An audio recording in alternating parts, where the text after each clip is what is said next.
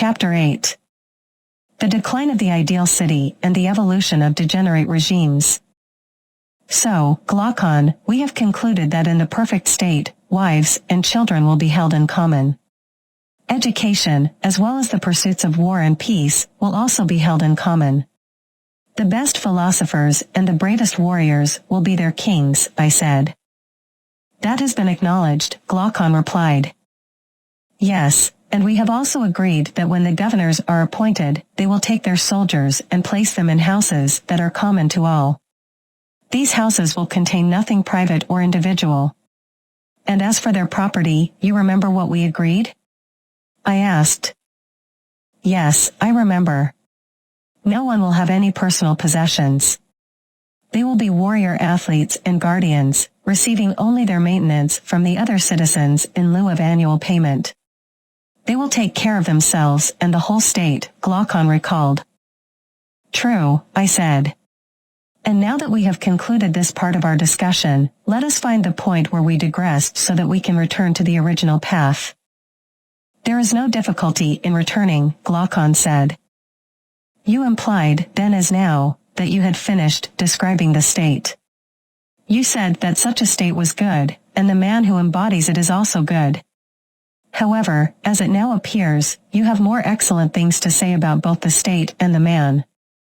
You also said that if this is the true form, then the others are false. And you mentioned 4 principal false forms of government, along with their corresponding defects in individuals. We were to examine these defects and determine whether the best individual is also the happiest, and the worst individual the most miserable. I asked you to explain the 4 forms of government you spoke of, and then Polemarch and Adimantus chimed in. You began again and have now reached the point where we are. I said to him, your recollection is most accurate. He replied, likening himself to a wrestler, you must put yourself in the same position again. Let me ask the same questions and give me the same answer that you were about to give me then. I responded, yes, if I can, I will. I added, I particularly want to hear about the 4 constitutions you were speaking of. I explained, the 4 governments I mentioned, which have distinct names, are firstly, Crete and Sparta, which are generally praised. Next is what is called oligarchy, which is not equally approved and is a form of government that is filled with evils. Thirdly, democracy naturally follows oligarchy, although it is very different. Lastly, there is tyranny, which is great and famous, differing from all the others, and being the 4th and worst disorder of a state. I do not know of any other constitution that can be said to have a distinct character. There are lordships and principalities that are bought and sold, and some other intermediate forms of government. But these are difficult to categorize and can be found among both Greeks and barbarians. He replied, yes, we certainly hear of many curious forms of government that exist among them. I said, do you know that governments vary as the dispositions of men vary, and that there must be as many different governments as there are different dispositions? For we cannot assume that states are made of oak and rock, and not made up of the human natures that reside within them, which, in a sense, determine the course of events and influence other things. He replied, yes, the states are as the men are, they grow out of human characters. I continued, if there are 5 constitutions of states, then there must also be 5 dispositions of individual minds. He agreed, saying, certainly. I said, we have already described the one who corresponds to aristocracy, the one we rightly call just and good. He acknowledged, yes, we have. I proposed, let us now proceed to describe the inferior types of natures, the contentious and ambitious, who correspond to the Spartan polity. Also, let us describe the oligarchical, democratic, and tyrannical types. I suggested, let us place the most just next to the most unjust, and when we see them, we can compare the relative happiness or unhappiness of the one who leads a life of pure justice or pure injustice. Then our inquiry will be complete, and we will know whether we should pursue injustice, as Thrasymachus advises, or if we should prefer justice based on the conclusions of our argument. He agreed, saying, certainly, we must do as you say. I proposed, shall we follow our old plan, which we adopted for clarity, of starting with the state and then proceeding to the individual? Shall we begin with the government of honor? I added, I know of no name for such a government other than Timocracy, or perhaps Timarchy. I suggested, we will compare this with the corresponding character in the individual. After that, we will consider oligarchy and the oligarchical man. Then, we will shift our attention to democracy and the democratic man. Lastly, we will examine the city of tyranny and take a look into the tyrant's soul, in order to arrive at a satisfactory decision. He agreed, saying, that way of viewing and judging the matter will be very suitable. I said, first, let us inquire how meritocracy, the government of excellence, arises out of aristocracy, the government of the best. I explained, clearly, all political changes originate from divisions within the actual governing power. A united government, no matter how small, cannot be moved. He agreed, saying, very true. I asked, in what way, then, will our city be moved, and how will the two classes of auxiliaries and rulers disagree among themselves or with one another? Shall we, like Homer, pray to the muses to tell us how discord first arose? Shall we imagine them, in a solemn mockery, playing and jesting with us as if we were children, and addressing us in a lofty tragic vein, pretending to be serious? He asked, how would they address us? I continued, in this manner, a city that is constituted in this way can hardly be shaken. However, since everything that has a beginning also has an end, even a constitution like yours will not last forever and will eventually be dissolved.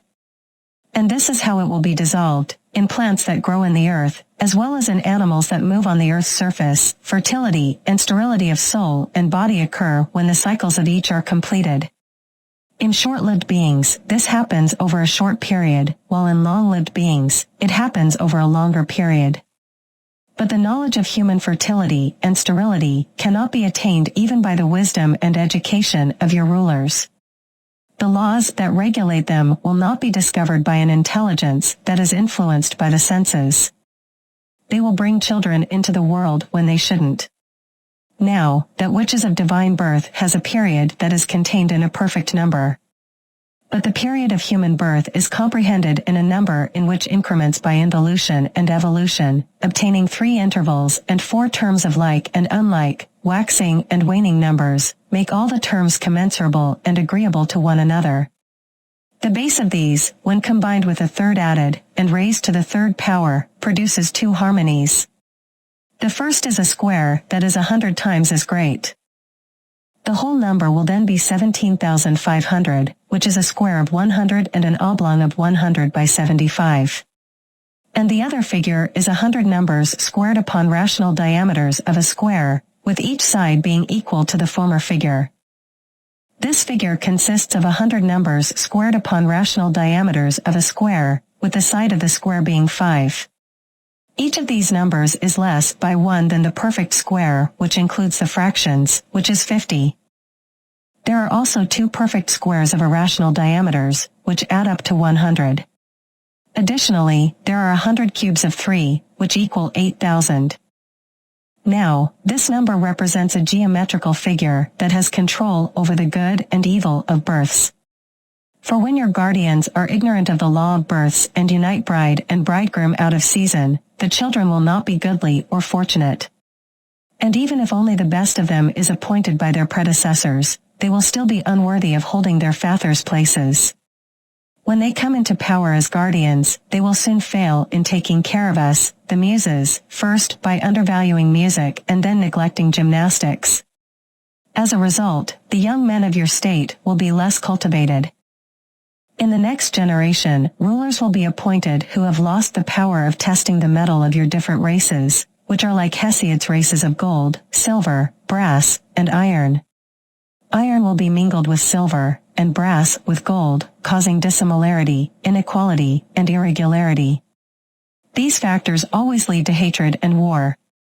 The muses affirm that this is the root of discord, wherever it arises. Yes, we may assume that the muses speak truly, I said. How can the muses speak falsely? And what do the muses say next? When discord arose, the 2 races were drawn in different directions. The iron and brass races focused on acquiring money, land, houses, gold, and silver. The gold and silver races, on the other hand, did not desire money, as they possessed the true riches in their own nature. They inclined towards virtue and the ancient order of things. A battle ensued between them, and eventually, they agreed to distribute their land and houses among individual owners. They enslaved their friends and protectors, whom they had previously treated as freemen, and made them subjects and servants. They themselves engaged in war and kept a watch against them. I believe you have correctly understood the origin of the change. And the new government that arises will be a form intermediate between oligarchy and aristocracy, right? Yes, that is true. It will be a mixture of the two, with some peculiarities of its own, such as the respect given to rulers, the warrior class abstaining from agriculture, handicrafts, and trade, communal meals, and a focus on physical training and military education. In these aspects, the new state will resemble the former. But it will also have its uniqueness, such as the fear of allowing philosophers to hold power and the preference for passionate and less complex individuals who are suited for war rather than peace. Military tactics and strategies will be highly valued, and wars will be constantly waged. Yes, that is correct. Men of this kind will be greedy for money, like those who live in oligarchies. They will have a strong secret desire for gold and silver, which they will hoard in hidden places. They will have their own storerooms and treasuries for depositing and concealing their wealth. They will even have castles that serve as hiding places for their treasures, and they will spend large sums on their wives or anyone else they please.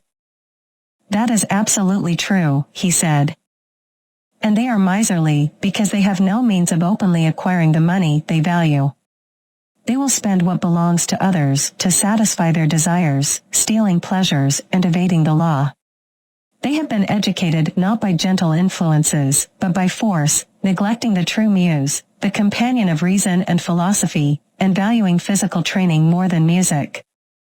Undoubtedly, he said, the form of government you describe is a mixture of good and evil. Yes, there is a mixture, I said, but one thing is predominantly seen, the spirit of contention and ambition. These are due to the prevalence of the passionate or spirited element. Assuredly, he said. This is the origin and character of the state, which has been described only in outline. The more perfect execution was not required, as a sketch is enough to show the type of the most perfectly just and most perfectly unjust. To go through all the states and all the characters of men, omitting none of them, would be an endless labor. Very true, he replied. Now, what man fits this form of government? How did he come into being, and what is he like?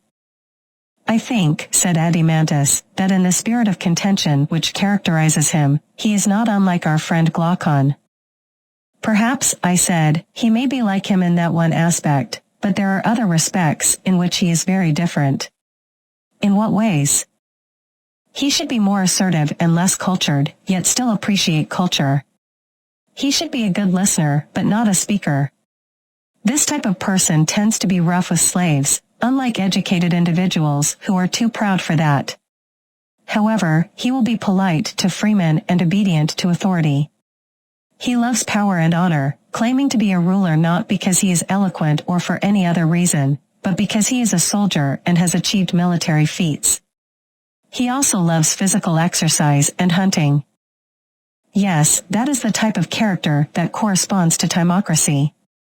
Such a person will only despise wealth when he is young, but as he gets older, he will be more and more attracted to it because he has a greedy nature in him and is not wholeheartedly devoted to virtue, having lost his best guardian. Who was that? Said Adimantus. Philosophy, I said, tempered with music, who comes and resides in a person, and is the only savior of his virtue throughout life. Good, he said. Such, I said, is the timocratic youth, and he is like the timocratic state. Exactly. His origin is as follows. He is often the young son of a brave father who lives in a poorly governed city. The father rejects honors and offices and avoids legal matters or exerting himself in any way. He is willing to waive his rights to avoid trouble. And how does the son come into being? The character of the son begins to develop when he hears his mother complaining that her husband has no place in the government, which means that she has no status among other women. Furthermore, when she sees her husband not very interested in money and instead of fighting and arguing in the courts or assembly, accepting whatever happens to him calmly, and when she notices that his thoughts always revolve around himself while he treats her with considerable indifference, she is annoyed and tells her son that his father is only half a man and far too easygoing. She adds all the other complaints about her own mistreatment that women love to repeat. Yes, said Adimantus, they give us plenty of them, and their complaints are so similar to themselves. And you know, I said, that the old servants also, who are supposed to be loyal to the family, from time to time speak privately to the son in the same manner. If they see anyone who owes money to his father or is mistreating him in any way and he fails to prosecute them, they tell the youth that when he grows up, he must retaliate against people of this kind and be more of a man than his father. He only must go out and he hears and sees the same sort of thing. Those who mind their own business in the city are called fools and held in no regard, while the busybodies are respected and praised. The outcome is that the young man, hearing and seeing all these things, hearing the words of his father, and having a closer view of his way of life and making comparisons of him and others, is pulled in opposite directions. While his father is watering and nourishing the rational principle in his soul, the others are encouraging the passionate and appetitive. He, not originally of a bad nature, but having kept bad company, is ultimately brought on by their joint influence on a middle point. He gives up the kingdom which is within him to the middle principle of contentiousness and passion and becomes arrogant and ambitious. You seem to me to have described his origin perfectly. Then we have now, I said, the second form of government and the second type of character? We have. Next, let us look at another man who, as Aeschylus says, is set over against another state, or rather, as our plan requires, begin with the state. By all means. I believe that oligarchy follows next in order.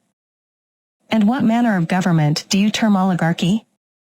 A government resting on a valuation of property, in which the rich have power, and the poor man is deprived of it. I understand, he replied. Ought I not to begin by describing how the change from Timocracy to oligarchy arises? Yes. Well, I said, no eyes are required in order to see how the one passes into the other. How? The accumulation of gold in the treasury of private individuals is the ruin of Timocracy. They invent illegal modes of expenditure. For what do they or their wives care about the law? Yes, indeed. And then one, seeing another grow rich, seeks to rival him, and thus the great mass of the citizens become lovers of money. Likely enough. And so, they grow richer and richer, and the more they think of making a fortune, the less they think of virtue. When riches and virtue are placed together in the scales of the balance, the one always rises as the other falls. True. And as riches and rich men are honored in the state, virtue and the virtuous are dishonored. Clearly. And what is honored is cultivated, and that which has no honor is neglected. That is obvious. And so, at last, instead of loving contention and glory, men become lovers of trade and money. They honor and look up to the rich man and make a ruler of him and dishonor the poor man. They do so. They next proceed to make a law which fixes a sum of money as the qualification of citizenship. The sum is higher in one place and lower in another, as the oligarchy is exclusive. They allow no one whose property falls below the amount fixed to have any share in the government. These changes in the Constitution are enforced by the use of force, if intimidation has not already accomplished their goal. That is very true. And this, speaking generally, is the way in which oligarchy is established. Yes, he said, but what are the characteristics of this form of government, and what are the defects that we were discussing? First of all, I said, consider the nature of the qualification. Just think what would happen if pilots were chosen based on their wealth, and a poor man was denied permission to steer, even if he were a better pilot? You mean they would cause a shipwreck? Yes, and isn't this true of the governance of anything? I would imagine so. Except for a city? Or would you include a city? No, he said, the case of a city is the strongest of all, because the rule of a city is the greatest and most difficult of all. So, this will be the first major flaw of oligarchy? Clearly. And here is another flaw that is just as bad. What flaw? The inevitable division. Such a state is not one, but two states, one of poor men, the other of rich men, and they are living in the same place and constantly conspiring against each other. That, surely, is just as bad. Another discreditable feature is that, for the same reason, they are incapable of waging any war. Either they arm the masses, and then they are more afraid of them than of the enemy, or, if they do not call them out to fight in times of battle, they are true oligarchs, few to fight as they are few to rule. And at the same time, their love for money makes them unwell to pay taxes. How disgraceful. And, as we said before, under such a constitution, the same individuals have too many occupations. They are farmers, traders, warriors, all at once. Does that look good? Anything but good. There is another evil, which is perhaps the greatest of all, and to which this state first becomes vulnerable. What evil? A man may sell all that he has, and another may acquire his property, yet after the sale, he may continue to live in the city of which he is no longer a part, being neither a trader, nor an artisan, nor a horseman, nor a soldier, but just a poor, helpless creature. Yes, that is an evil that also first arises in this state. The evil is certainly not prevented there, for oligarchies have both extremes of great wealth and utter poverty. True. But think again, in his wealthy days, while he was spending his money, was a man of this sort any more beneficial to the state for the purposes of citizenship? Or did he only appear to be a member of the ruling body, although in truth he was neither a ruler nor a subject, but just a spendthrift? As you say, he appeared to be a ruler, but was only a spendthrift. Can we not say that this is the drone in the house who is like the drone in the honeycomb, and that the one is the plague of the city as the other is of the hive? Just so, Socrates. And God has created the flying drones, Adimantus, all without stings, whereas of the walking drones, he has made some without stings, but others have dreadful stings. Of the stingless class are those who in their old age end up as paupers, of the stingers come all the criminal class, as they are called. Most true, he said. Clearly then, whenever you see paupers in a state, somewhere in that neighborhood there are hidden away thieves, pickpockets, robbers of temples, and all sorts of wrongdoers. Clearly.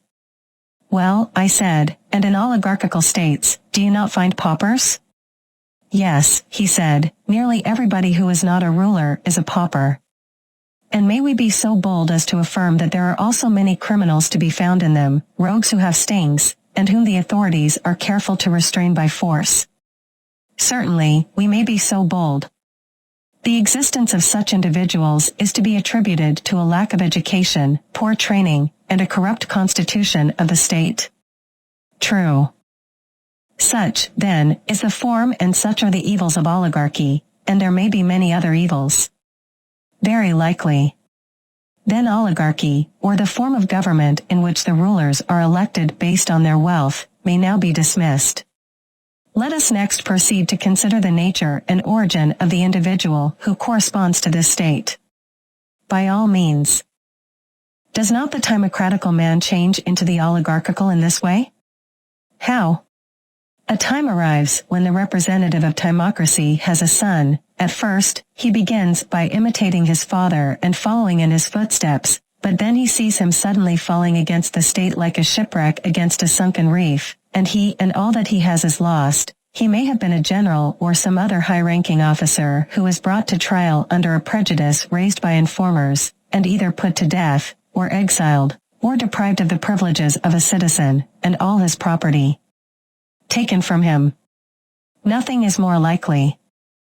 And the son has seen and known all this. He is a ruined man, and his fear has taught him to knock ambition and passion headfirst from his throne. Humbled by poverty, he turns to money-making and, through mean and miserly savings and hard work, accumulates a fortune. Is not such a person likely to place the desire for wealth and material possessions on the vacant throne and allow it to rule within him, adorned with a tiara, chain, and scimitar? Most true, he replied. And when he has made reason and spirit obediently sit on the ground on either side of their ruler, and taught them to know their place, he compels reason to only think about how smaller sums can be turned into larger ones, and he does not allow spirit to admire or worship anything other than riches and wealthy individuals, or to be ambitious for anything as much as the acquisition of wealth and the means to acquire it. He said, of all changes, there is none so speedy or sure as the conversion of the ambitious youth into the avaricious one. I replied, so the avaricious youth is the oligarchical youth? He nodded and said, yes, the individual out of whom he came is like the state out of which oligarchy came. Let us consider whether there is any likeness between them.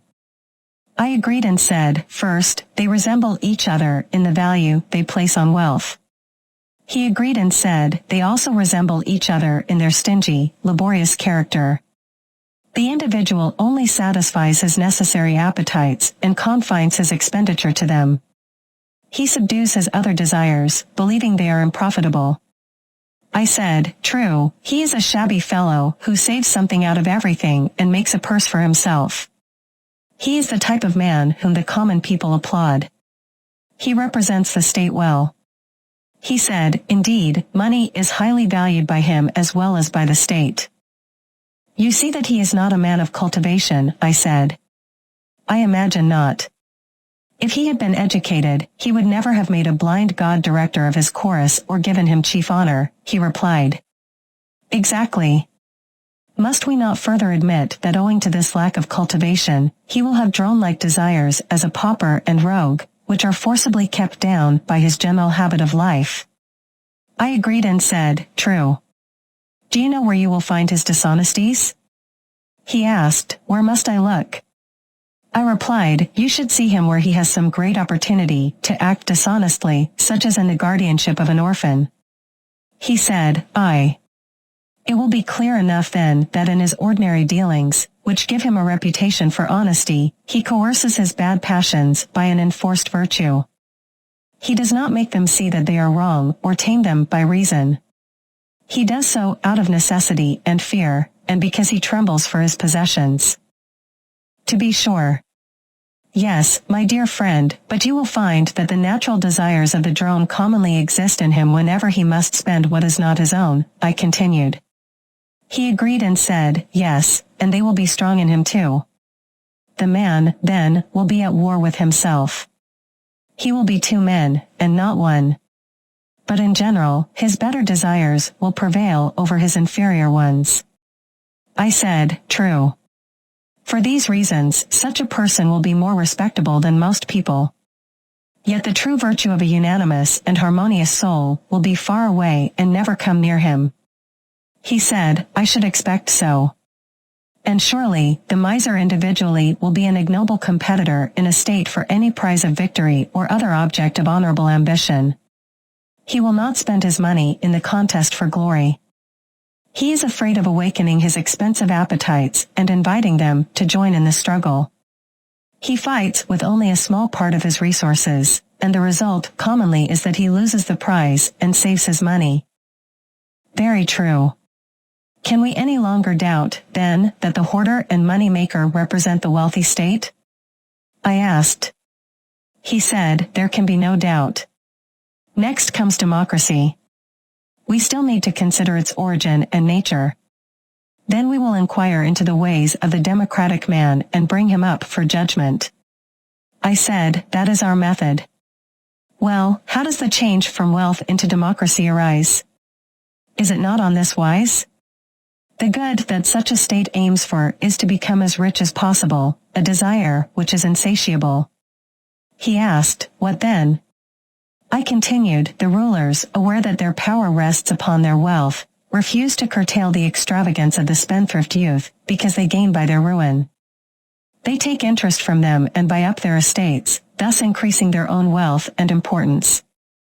He said, to be sure, there can be no doubt that the love of wealth and the spirit of moderation cannot exist together in citizens of the same state to any considerable extent. One or the other will be disregarded. That is clear.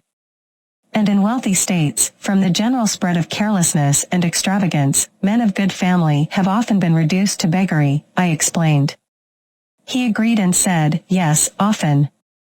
And still, they remain in the city, ready to sting and fully armed. Some of them owe money, some have forfeited their citizenship, and a third class are in both predicaments. They hate and conspire against those who have acquired their property, and against everybody else. They are eager for revolution. I said, that is true. On the other hand, the businessmen, pretending not to see those whom they have already ruined, insert their sting, their money, into someone else who is not on guard against them. They recover the parent sum many times over multiplied into a family of children. So, they make drones and paupers abound in the state.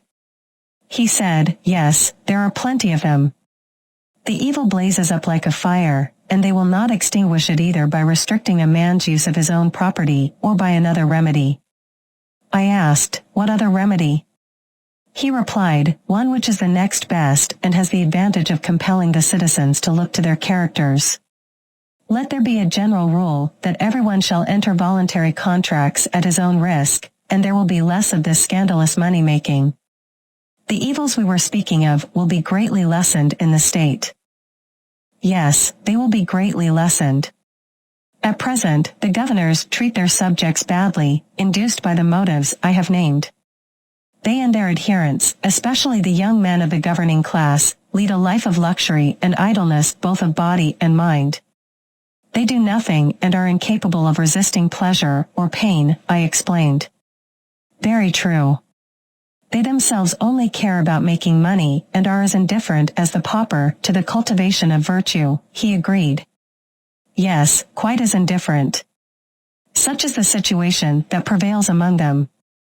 And often rulers and their subjects may come in one another's way, whether on a journey or on some other occasion of meeting, on a pilgrimage or a march, as fellow soldiers or fellow sailors, and they may observe each other's behavior in the very moment of danger, for where danger is, there is no fear that the poor will be despised by the rich, and it's very likely that the wiry sunburnt poor man may be placed in battle at the side of a wealthy one who has never spoiled his complexion and has plenty of extra flesh. When he sees such a person puffing and at his wit's end, how can he avoid drawing the conclusion that men like him are only rich because no one has the courage to take their wealth away?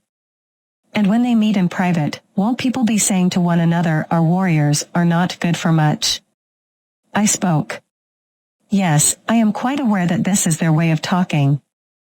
And just like in a body that is diseased, the addition of a touch from outside may bring on illness. And sometimes even when there is no external provocation, a commotion may arise within. In the same way, wherever there is weakness in the state, there is also likely to be illness, which may be caused by a very small occasion. One party may introduce their wealthy allies from outside, while the other introduces their democratic allies, and then the state becomes sick and is at war with itself, and it may be at times distracted, even when there is no external cause. Yes, surely.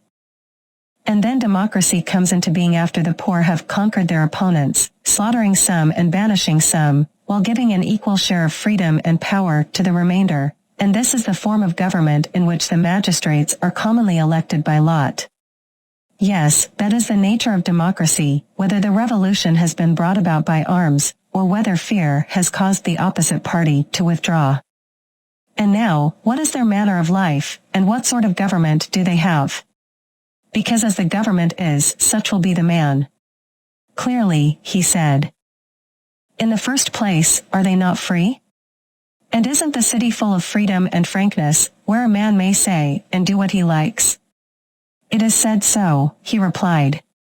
And where there is freedom, the individual is clearly able to order his own life as he pleases? Clearly.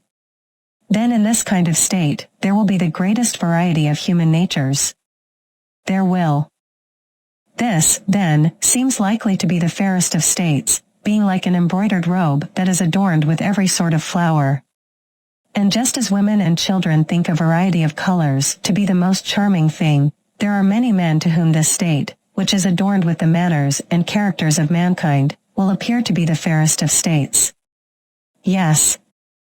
Yes, my good friend, and there will be no better state in which to look for a government. Why? Because of the freedom that reigns there, they have a complete assortment of constitutions, and he who has a mind to establish a state, as we have been doing, must go to a democracy as he would to a marketplace where they sell them, and pick out the one that suits him. Then, when he has made his choice, he may found his state. He will be sure to have enough patterns to choose from.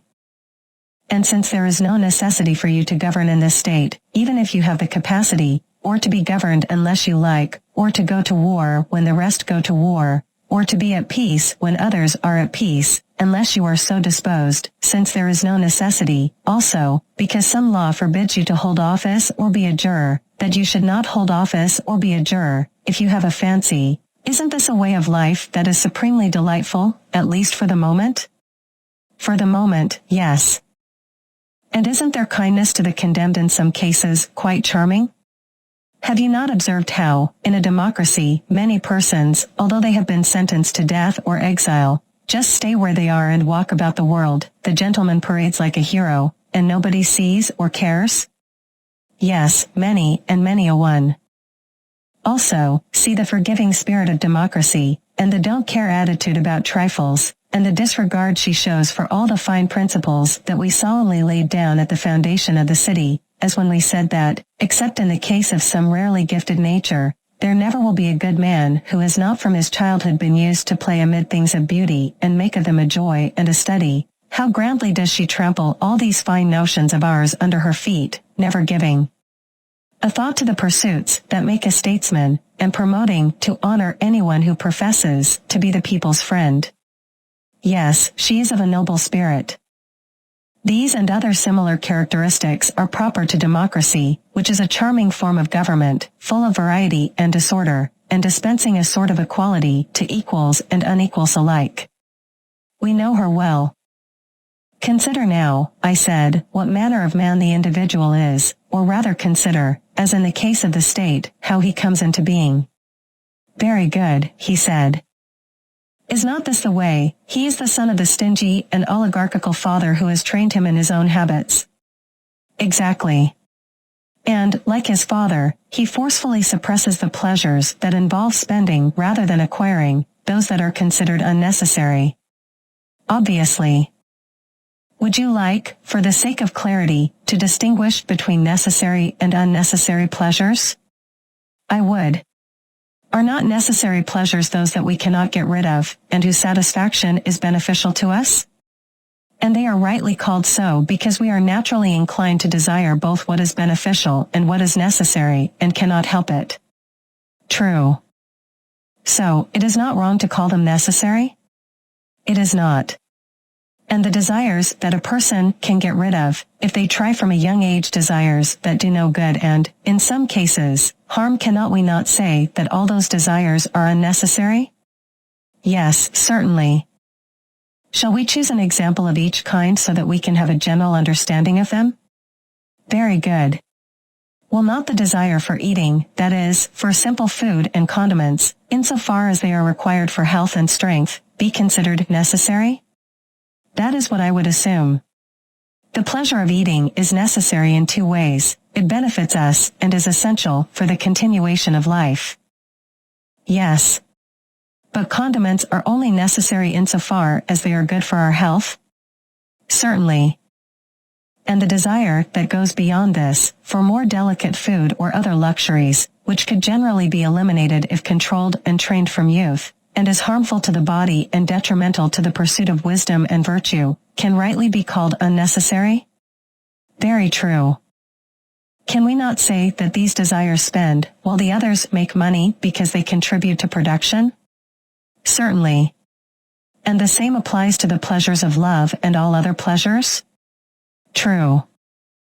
And the drone we spoke of earlier was the one who was overwhelmed by pleasures and desires of this kind, and was a slave to unnecessary desires, whereas the one who was subject only to necessary desires was stingy and oligarchical? Very true. Now, let us see how the democratic man emerges from the oligarchical man. The following, as I suspect, is usually the process. What is the process? When a young man who has been brought up in a vulgar and stingy manner, as we described earlier, tastes the pleasures and associations with fierce and cunning individuals who are able to provide him with all sorts of refinements and varieties of pleasure, then, as you can imagine, the change from the oligarchical to the democratic principle within him will begin. Inevitably. And just as in the city, like-minded individuals help each other and the change is brought about by an external alliance assisting one faction of the citizens, so too the young man is changed by a class of desires coming from outside to assist the desires within him, with what is similar and alike again helping what is similar and alike. Certainly. And if there is any ally that supports the oligarchical principle within him, whether it be the influence of a father or relatives advising or rebuking him, then a faction arises in his soul, an opposing faction, and he goes to war with himself. It must be so. And there are times when the democratic principle gives way to the oligarchical one, and some desires die, and others are banished, a spirit of reverence enters the young man's soul and order is restored. Yes, that sometimes happens. And then, again, after the old desires have been driven out, new ones arise that are like them, and because their father does not know how to educate them, they become fierce and numerous. Yes, that is likely to be the way. They draw him back to his old companions, and having secret communication with them, they breed and multiply within him. Very true. Eventually, they seize control of the citadel of the young man's soul, which they perceive to be devoid of all accomplishments, noble pursuits, and true words, which reside in the minds of men who are loved by the gods and are their best guardians and sentinels. None better. False and boastful ideas and phrases arise and take their place. They are bound to do so. And so, the young man returns to the land of the lotus eaters and takes up residence there in the presence of all men. And if any help is sent by his friends to the oligarchical part of him, the vain ideas shut the gate of the king's fortress. They will neither allow the embassy itself to enter, nor will they listen to or receive the fatherly counsel of the aged offered by private advisers. There is a battle, and they prevail, and then modesty, which they call silliness, is disgracefully banished by them, and temperance, which they nickname unmanliness, is trampled in the mud, and cast out. They persuade men that moderation and orderly expenditure are vulgarity and meanness, and so, with the help of a rabble of evil appetites, they drive them beyond the border. Yes, with determination. And when they have emptied and cleansed the soul of the person who is now under their power and who is being initiated by them into great mysteries, the next step is to bring back insolence, anarchy, waste, and impudence to their house, dressed splendidly with garlands on their heads, accompanied by a large group of followers, praising them and calling them by sweet names. They call insolence breeding, anarchy liberty, waste magnificence, and impudence courage. And so, the young man departs from his original nature, which was trained in the school of necessity, and enters the freedom and licentiousness of useless and unnecessary pleasures. Yes, he said, the change in him is clearly visible. After this, he lives on, spending his money, labor, and time on unnecessary pleasures just as much as on necessary ones. But if he is fortunate and is not too disordered in his wits, when years have passed and the fervor of passion is over, assuming that he then reintroduces some of the exiled virtues into the city and does not wholly surrender himself to their successors, in that case he balances his pleasures and lives in a sort of equilibrium, putting the government of himself into the hands of the one which comes first and wins the turn.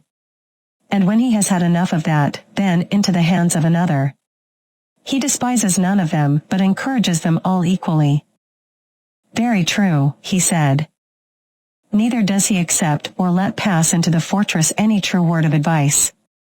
If anyone says to him that some pleasures are the satisfactions of good and noble desires, and others of evil desires, and that he ought to use and honor some and chastise and master the others, Whenever this is repeated to him, he shakes his head and says that they are all alike, and that one is as good as another.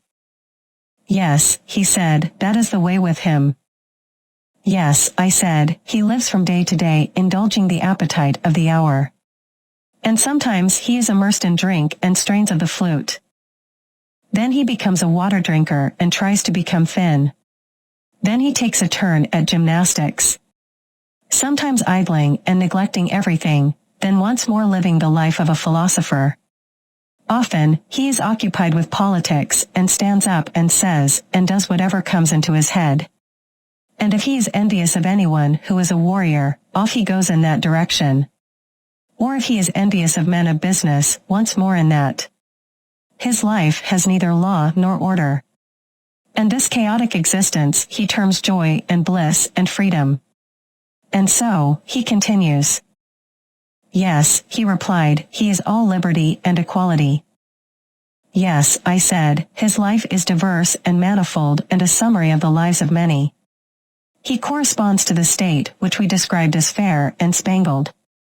And many a man and many a woman will take him for their model, and many a constitution and many an example of manners is contained in him. Just so. Let him then be set over against democracy. He may truly be called the democratic man. Let that be his place, he said.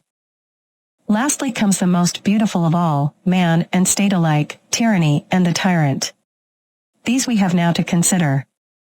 Quite true, he said. Say then, my friend, in what manner does tyranny arise? That it has a democratic origin is evident. Clearly. And does not tyranny spring from democracy in the same manner as democracy from oligarchy, I mean, in a way? How? The good which oligarchy proposed to itself and the means by which it was maintained was excess of wealth. Am I not right? Yes. And the insatiable desire for wealth and the neglect of all other things for the sake of money-making was also the downfall of oligarchy? True. And democracy has its own benefits, of which the insatiable desire leads to its dissolution. What benefits? Liberty, I replied, which, as they tell you in a democracy, is the glory of the state. And that therefore only in a democracy will the free individual choose to reside. Yes, everyone says that. I was going to observe that the insatiable desire for this and the neglect of other things leads to the change in democracy, which creates a demand for tyranny. How so? When a democracy that craves freedom has corrupt leaders presiding over the feast and has indulged too much in the intoxicating wine of freedom, then, unless its rulers are obedient and provide an abundant supply, it holds them accountable and punishes them, and calls them cursed oligarchs. Yes, a very common occurrence. Yes, I said, and loyal citizens are insultingly called slaves by those who embrace their chains and worthless men. She desires subjects who resemble rulers, and rulers who resemble subjects. These are the individuals she admires and respects both in private and public. Now, in such a state, can liberty have any limits? Certainly not. Gradually, anarchy finds its way into private households and eventually infiltrates the animals and corrupts them. What do you mean?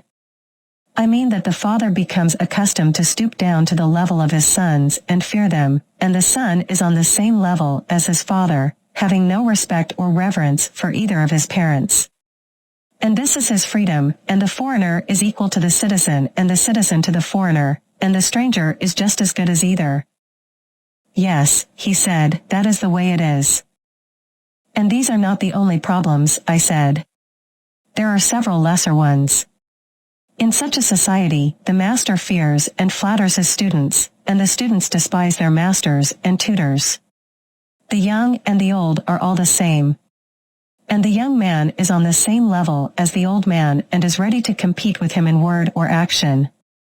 And old men stoop down to the level of the young and are full of humor and cheerfulness.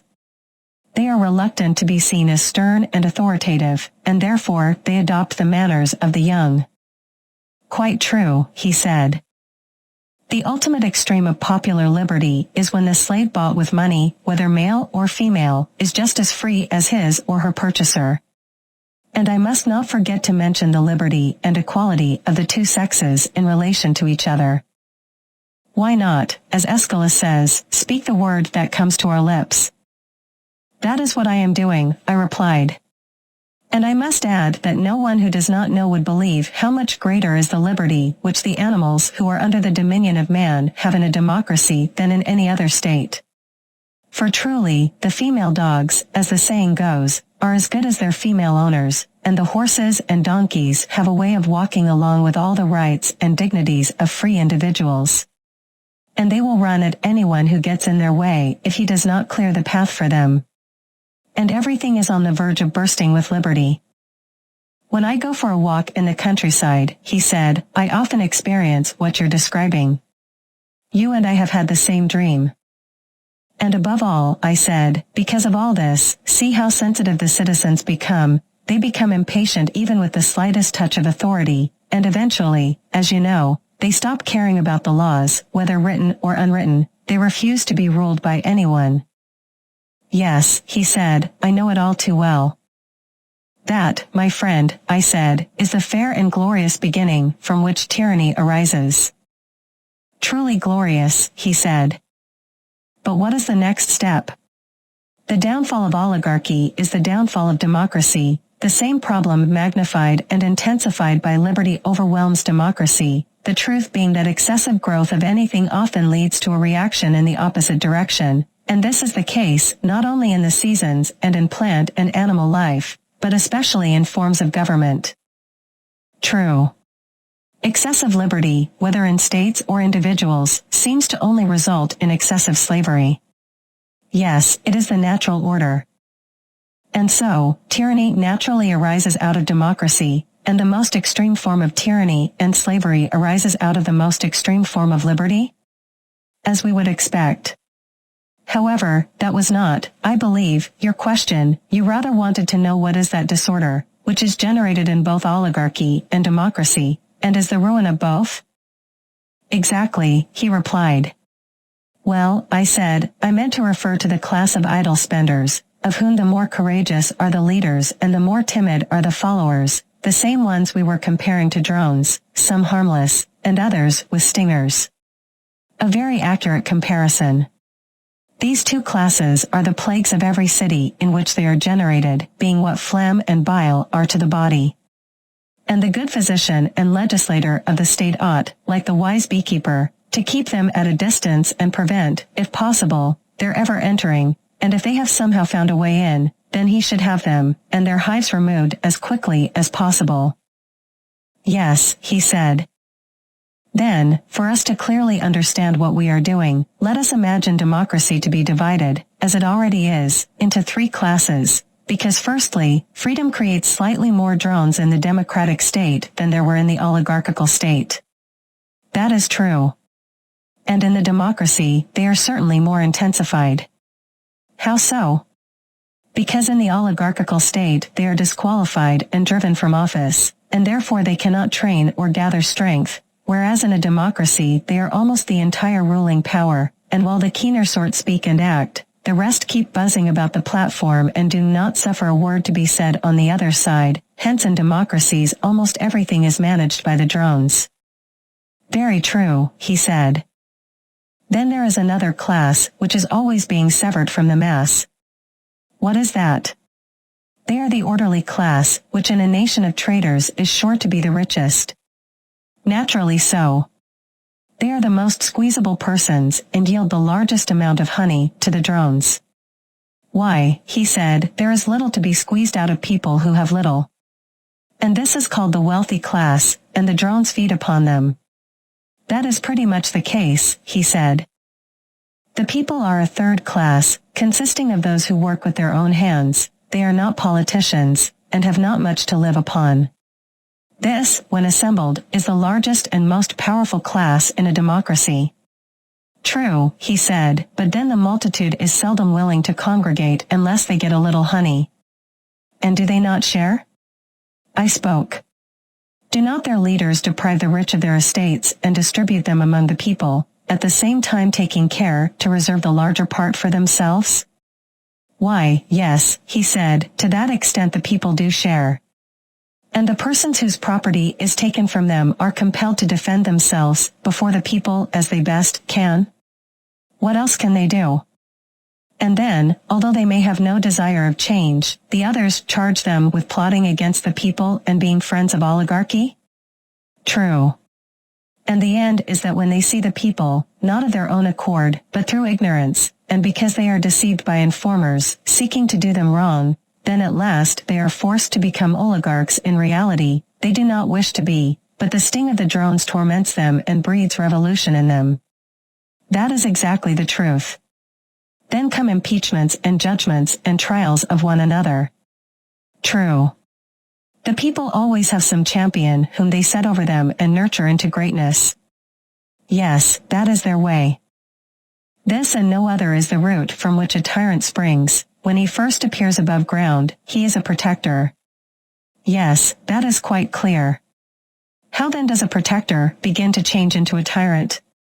Clearly when he does what the man is said to do in the tale of the Arcadian temple of Lycaean Zeus. What tale? The tale is that he who has tasted the entrails of a single human victim minced up with the entrails of other victims is destined to become a wolf. Did you never hear it? Oh, yes. And the protector of the people is like him, having a mob entirely at his disposal. He is not restrained from shedding the blood of kinsmen. By the favorite method of false accusation he brings them into court and murders them, making the life of man to disappear, and with unholy tongue and lips tasting the blood of his fellow citizens, some he kills and others he banishes, at the same time hinting at the abolition of debts and partition of lands, and after this, what will be his destiny? Must he not either perish at the hands of his enemies, or from being a man become a wolf, that is, a tyrant? Inevitably.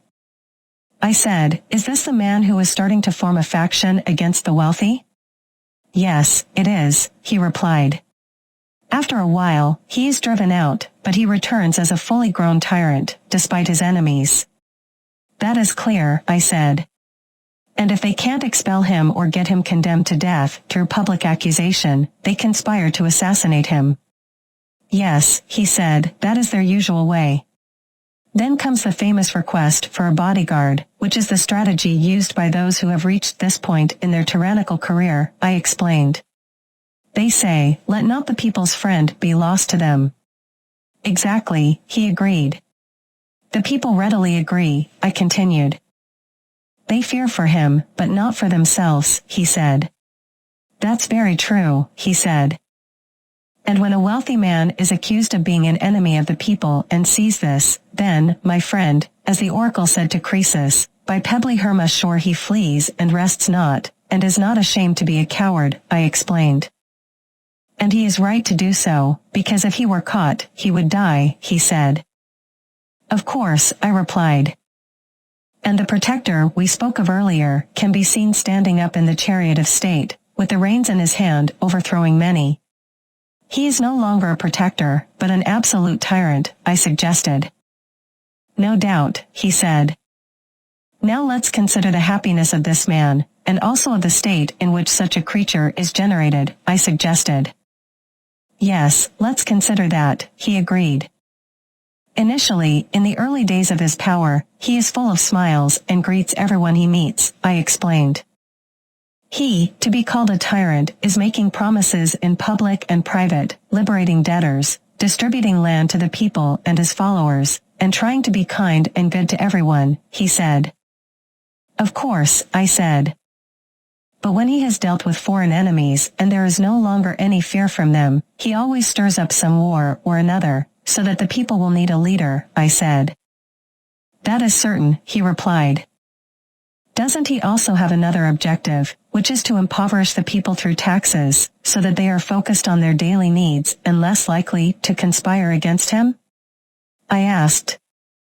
Clearly, I said. And if he suspects anyone of harboring ideas of freedom and resisting his authority, he will have a good excuse to destroy them by placing them in the hands of the enemy. For all these reasons, the dictator must always initiate a war, I explained. He must, he agreed. As a result, he starts to become unpopular, I said. That is to be expected, he replied. Then some of those who helped him rise to power and hold positions of power speak their minds to him and to each other, I explained. The braver ones criticize him for his actions, he said. Yes, that can be expected, I said. And if the dictator wants to maintain his rule, he must get rid of them, I said. He cannot rest as long as he has a friend or an enemy who is capable, he agreed. Therefore, he must look around and identify who is brave, noble, wise, and wealthy. Unfortunately, he becomes the enemy of them all and must find reasons to target them, whether he wants to or not, until he has purged the state, I said. Yes, I said, and it's a rare kind of purging. Yes, not the kind of purging that physician does to the body, he said. They remove the worse and leave the better part, but he does the opposite. If he wants to rule, I suppose he has no choice, I said. What a blessed situation, I said. To be forced to live only with the many bad and to be hated by them, or not to live at all, he agreed. Yes, that is the situation, he agreed. And the more detestable his actions are to the citizens, the more followers and greater loyalty he will require, I said. Certainly, I said. And who are these loyal followers, and where will he find them? I asked. They will come to him willingly if he pays them, he explained. By the dog, I exclaimed. Here are more parasites of every kind and from every land, he said. Yes, there are, I said. But won't he want to acquire them locally? I asked. What do you mean? He inquired. He will steal the citizens' slaves, set them free, and enlist them in his bodyguard, I explained. To be sure, he said. And he will be able to trust them more than anyone else, I said. What a blessed creature this tyrant must be, I said. He has killed the others and now has these trusted friends, he said. Yes, they are just like him, I said. Yes, and these are the new citizens whom he has brought into existence, I said. They admire him and are his companions, while the good hate and avoid him, he said. Of course, I said. Truly, then, tragedy is a wise thing and Euripides a great tragedian, I remarked. Why so? He asked. Because he is the author of the profound saying, dictators are wise by associating with the wise, I explained. He clearly meant to say that they are the wise whom the dictator makes his companions, he said. Yes, I said, and he also praises tyranny as godlike. Many other things of the same kind are said by him and by the other poets. Therefore, I said, the tragic poets, being wise men, will forgive us and anyone else who lives in our manner if we do not welcome them into our state, because they are the advocates of tyranny. Yes, he said, those who are clever will undoubtedly forgive us. But they will continue to go to other cities, attract crowds, hire voices that are fair, loud, and persuasive, and sway the cities towards tyrannies and democracies. Very true, I said. Moreover, they are paid for this and receive honor, the greatest honor, as could be expected, from tyrants, and the next greatest from democracies, but the higher they climb our political hill, the more their reputation declines, and it seems unable to go further due to lack of support, he said. True. But we are digressing from the subject. Let us therefore return and inquire how the dictator will sustain that impressive and numerous and diverse and ever-changing army of his, I said.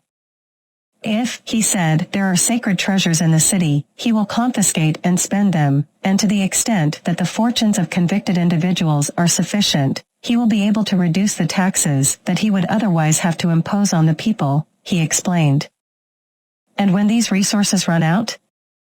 Well, clearly, he said, then he and his close companions, whether male or female, will be supported by his father's estate.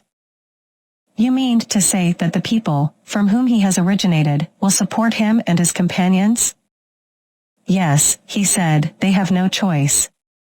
But what if the people become angry and argue that a grown-up son should not be supported by his father, but rather that the father should be supported by the son?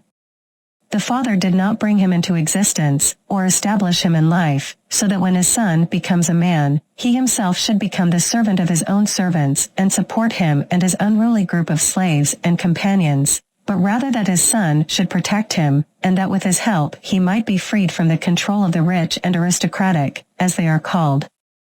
And so, he orders him and his companions to leave, just as any other father might expel from the house a rebellious son and his undesirable associates.